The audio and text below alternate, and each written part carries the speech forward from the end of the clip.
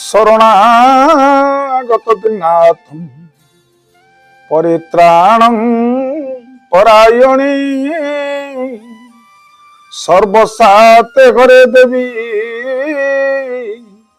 মা শারদে দেবী নমস্তুতে। জয় মা শারদা। আজিକାର नीतिवाणी आरंभ करने पूर्व मोर ये परिचय उपरि जानी रखि तांतु। मु हेउची जने साधारण फिलोसोफर प्रवचक सुरेश महाली। केवल ये समाजर मंगल पई आमे ये नीतिवाणी को शेयर करूछु।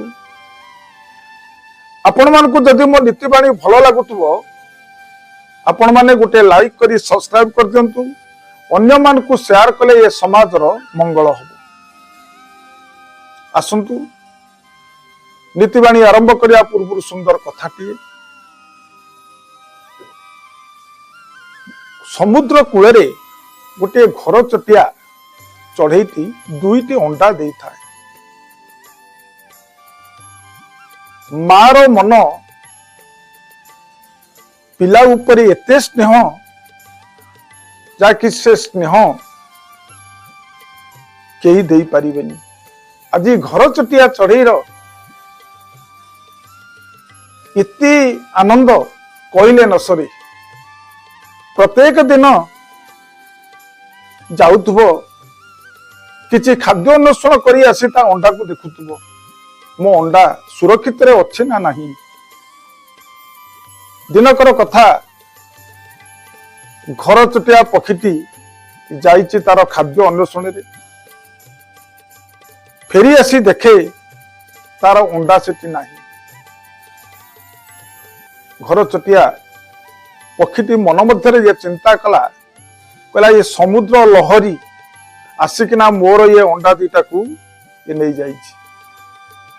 सेठी से समुद्र राज को अनेक ये प्रार्थना कला। समुद्र राज मध्य समुद्र मध्य थाई कहले हे घर चटिया पक्षी कौन कहूचु। घर चटिया पक्षीटी आज हाथ जोड़िकिना कहला हे समुद्र राज गोटे मार स्नेह ममता केते तमे निश्चय जानिथिबो।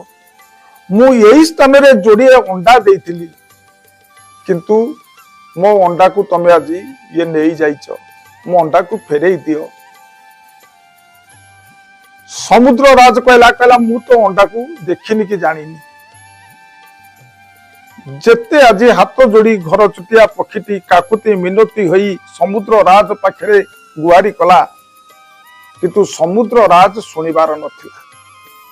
सेठी घर चटिया चढ़ई कहला हे समुद्र राज मु आज प्रतिज्ञा करी कहूची तो समुद्र पानी की मु सुखई देबी एवं मो अंडा को मु निश्चय पाइबी।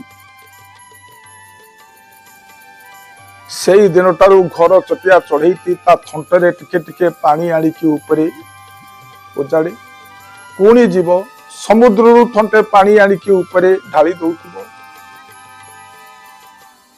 केउठी गोटे छोटिया थंटे एते बड़ समुद्र को सुकेवा यह कष्टकर।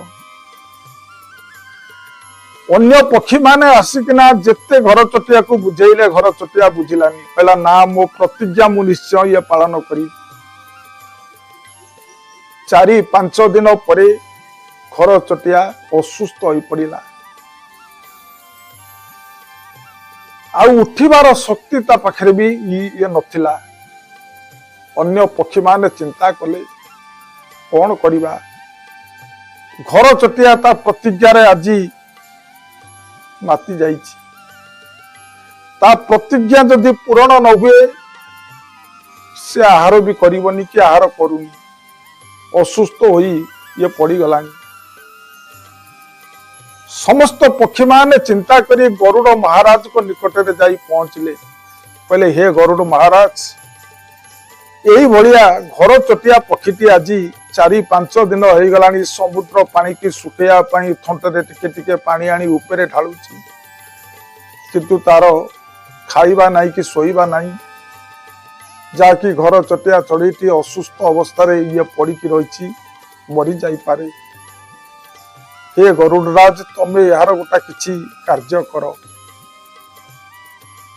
गरुड़ जाई भगवान विष्णु का निकट में जाई पहुंचले कहले प्रभु गोटे छोटिया पक्षीटीए एते बड़ प्रतिज्ञा नहीं समुद्र पानी की सुखई दबा किंतु यह संभव नुहे प्रभु किंतु गोटे मार स्नेह को आज देखंतु जोड़िए अंडा पाई आज गोटे छोटिया पक्षीटी किभली भाव में असुस्थ हो पड़ी प्रभु हसीदे कहले मु जानी गरुड़ से पक्षीटी असुस्थ अवस्था पड़ी मु जानी सेठी भगवान विष्णु समुद्र को स्मरण कले समुद्र आसी उपस्थित है भगवान विष्णु कहले समुद्र राज गोटे पक्षीर प्रतिज्ञा को आज तमें पूरण कर दियो तमें पछु को हटी जाओ से पक्षीटी नचेत ये मरीजीव भगवान विष्णु का कथारे समुद्र राज पछु को घुंची गला समुद्र सुखिला हो गला सेठी घर चटिया पक्षीटी तार जोड़िए अंडा को पाई खुशी हो गला आजिकार नीतिबाणी आम यही शिक्षा लाभ करिबा गोटे माँ ता पिला प्रति केते स्नेह गोटे दिनर शिशु जदि आलोक अंधकार मध्यरु आलोक को आसे एवं गोटे दिन परे तार मृत्यु हो जाए किंतु मार से पिला प्रति स्नेह ममता चिर दिन रही से चिर दिन से गोटे दिनर स्नेह को से भूली पारिबनी के कांदीब दिन दसरे कुमार के कांदीब दिन बार मुही माता तोर निरंते कांदीबी मरिबार जुगा तोर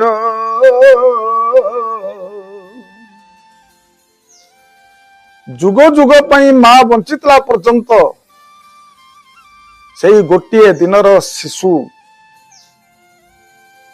आखि उपरे नाची उठे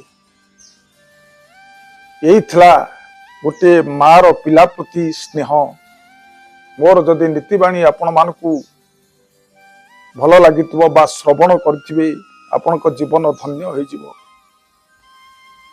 आजिकार अनुचिंता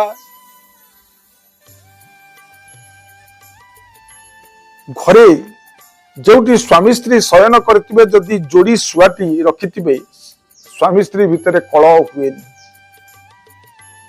जो घर भितर स्वामी स्त्री शयन करुथिबे सेही घर भितर जदि जोड़ी सुआर चित्रटी रखिबे स्वामी स्त्री भितर कलह होबनी यही थिला मोर नीतिबाणी अनुचिंतार ये निर्जास कथा एतिकी कही मोर नीतिबाणी अनुचिंता को शेष करुच्ची ये प्रणाम जय जगन्नाथ।